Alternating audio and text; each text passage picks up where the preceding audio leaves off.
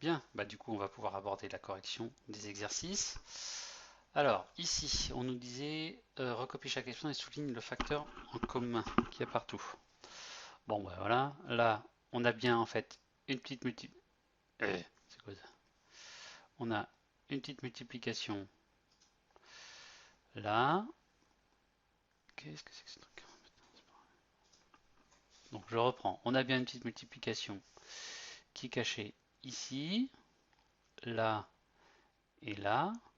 Dans chacune de ces multiplications, on voit qu'il y a le x là, le x ici et le x ici. On va peut-être écrire un peu plus gros, ce sera peut-être plus simple. Voilà, hop, on va prendre ça, ça va très bien. Voilà, une fois qu'on en est là, on peut écrire que x se répète fois, parenthèse, 5 plus 2 plus 10, et ça fait donc 17x. Là, j'ai calculé 17x fois 17, que j'écris 17x. Ok. Ici, même chose, je vois un fois ici, un fois là, et là, rien du tout. Mais si je veux faire un fois, c'est intéressant de faire apparaître un fois 1, puisque ça ne sert à rien de faire 27 fois 1, ça fait bien 27. Ça sera surtout intéressant parce qu'une fois que j'aurai souligné et isolé mon 27, j'aurai 27, parenthèse, j'ai x carré. Donc j'enlève en fait, je vous rappelle, hein, comme j'ai expliqué dans la partie cours, j'ai qu'à en fait enlever le 27 partout. D'accord? Et je recopie la ligne qui me reste, à savoir x carré moins x plus 1. D'accord? Ici, qu'est-ce qu'on voit? On a fois ici et là, fois ici et là. D'accord? Il y a plusieurs facteurs qui se répètent, le 9 et le x. Le 9 et le x. Donc par exemple, 9x se répète, peut être mis en facteur. Parenthèse, je recopie la ligne sans le 9x. Attention, j'oublie pas le plus qui est au milieu là. D'accord? Il va me rester x moins 3 plus 10 plus 2x. Voilà. Si je veux, je peux calculer un petit peu ce qui est à l'intérieur des parenthèses. Les petites parenthèses d'ici, là et là et là, comme il y a une addition, je peux les enlever directement. X moins 3 plus 10 plus 2x. Et on se retrouve avec 9x facteur de 3x plus 7. Pas de difficulté là-dessus. Ici, pareil, on a un fois ici, avec une soustraction qui est là. Ce qui se répète dans chacun, c'est 2x plus 1 et 2x plus 1. Donc le D va simplement s'écrire 2x plus 1 qui se répète, crochet. Je recopie la ligne sans le 2x plus 1 et je vois apparaître un 8 plus x, voilà, moins 3x moins 1. Voilà, crochet fermé. Je fais un peu de ménage, 2x plus 1, je peux remplacer le crochet par une parenthèse. Donc ici, 8 plus x qui ne bouge pas. Attention, j'ai un moins devant. Ça veut dire moins 3x plus 1. Et au final, j'obtiens 2x plus 1 facteur de moins 2x plus 9. Et on a fini de 15. Allez, on passe au suivant. Donc ici, à nouveau, on doit exploiter absolument la formule comme général. Alors, on fait toujours de cette façon-là, hein, d'accord? Si vous ne voyez rien qui se répète, alors vous pensez identité remarquable. D'accord? C'est la première chose à faire.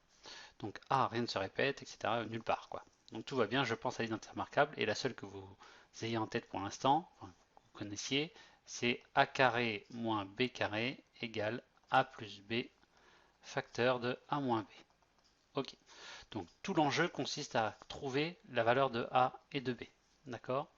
Donc le grand A, si x carré est 16. D'accord? On va reconnaître A, ça va être x, et 16, c'est rien d'autre que 4 au carré, donc ça veut dire que le B, ce sera égal à 4.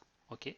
Donc le A, une parenthèse avec un plus, une parenthèse avec un moins, x plus 4, x moins 4.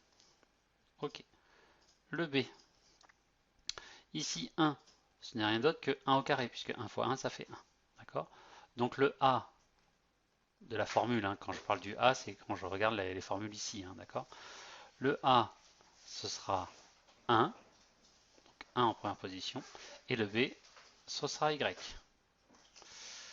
Passons au C. Donc, comme je l'ai expliqué dans la partie cours, d'accord, ça c'est 3 au carré et ça c'est 10x au carré. Alors attention, si le carré on veut qu'il s'adresse à tout le monde, en fait, voilà comment ça se présente. 10x au carré, ça fait 100x carré sans parenthèse. D'accord?